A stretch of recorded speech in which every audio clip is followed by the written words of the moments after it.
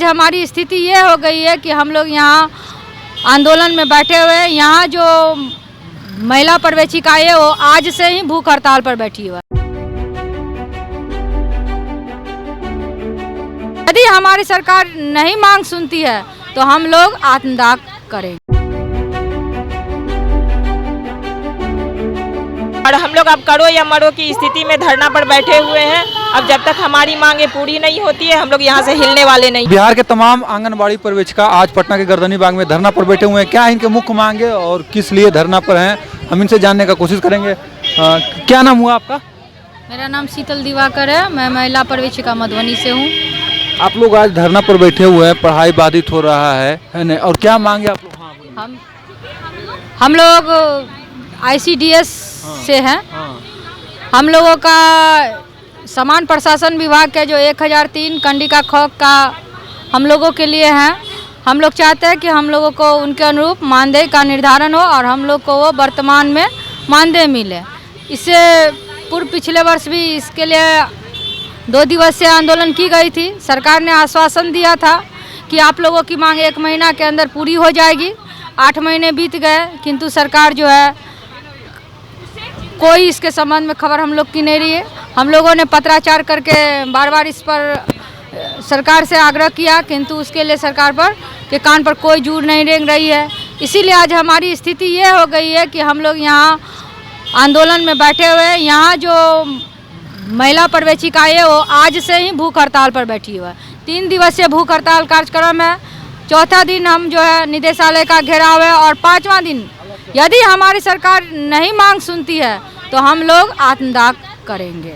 आंगनबाड़ी में हमेशा पूरे बिहार में गांव देहात में आरोप प्रत्यारोप लगता है कि सुचारू रूप से जिस अनुसार चलना चाहिए वो नहीं चल पाता है। इस पर क्या कहना चाहेंगे? ऐसा कुछ भी नहीं है। जो भी सरकार का जो भी योजना होता है उसको धरातल तक पहुंचाने में इन महिला पर्यवेक्षिकाओं का ही योगदान होता है। और कुछ भी कमी होती है तो सारी जवाबदेही भी महिला पर्यवेक्षिकाओं को दी जाती है। उसी के ऊपर चयन मुक्ति का ये वो जो भी जितना भी दंड होता है वो सारा प्रावधान महिला पर्यवेक्षिकाओं के लिए ही किया जाता है।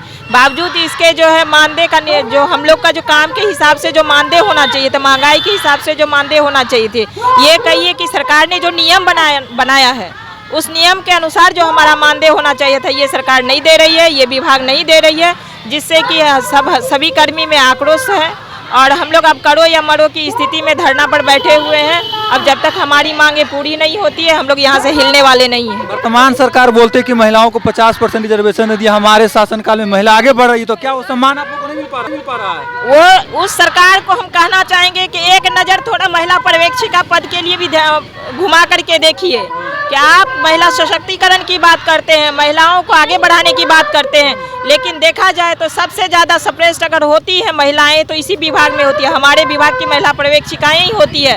कहलाता है समाज कल्याण विभाग, उसमें महिला और बच्चों के लिए हम लोग कार्य करते हैं। और हम लोग एक महिला होकर के फील्ड में जाते हैं, दूर दूर क्षेत्र में हम लोग जा करके वहाँ पर सरकार की जितने भी योजनाएं हैं उसको हम लोग पहुँचाते हैं। बावजूद इसके जो महिलाओं का जो शोषण हो रहा है आप उसको क्या शोषण क्या हो रहा है? शोषण ये हो रहा है कि आप जिस हिसाब से काम ले रहे हैं उस हिसाब से आप उसको मानदेय का भुगतान नहीं कर रहे हैं।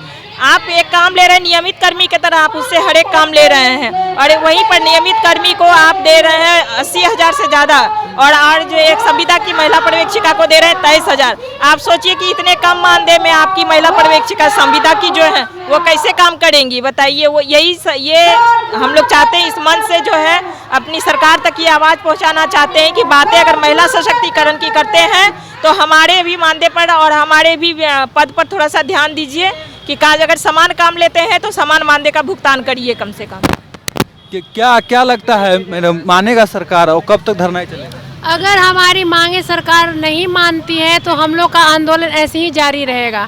आज तो पहला दिन हम लोग भूख हड़ताल पे हैं, लगातार 3 दिन भूख हड़ताल पे रहेंगे और चौथा दिन जो है हमारा निदेशालय का घेराव रहेगा। पूरे बिहार लेवल की महिला पर्यवेक्षिकाएं जो है आंदोलन का रूप दे चुकी हैं और यहाँ सभी लोग उपस्थित हो गए हैं। और फिर भी हमारी बातों को नहीं सुनती है तो हमारा 28 तारीख को आत्मदाह का है, उसकी पूरी तैयारी हो चुकी है। सरकार को अगर बात समझ में जल्दी आ जाती है तो अच्छी बात, अन्यथा नहीं आती है तो फिर हम सरकार को दिखा देंगे कि हम महिला पर्यवेक्षिकाएं जो है वो क्या है। क्या नाम हुआ आपका? मेरा नाम पुष्पा कुमारी हुआ, महिला पर्यवेक्षिका, पूर्वी चंपारण से हम बोल रहे हैं। और तमाम लोग देखिए गर्दनी बाग में आज धरना पर बैठे हुए हैं। इनका मुख मांगे हैं जो आपको बात करके दिखाए। बातचीत कैसा लगा कमेंट कर बताएंगे, वीडियो को शेयर करेंगे, लाइक करेंगे। आप देख रहे हैं मघी आवाज, मैं सन्नू, धन्यवाद।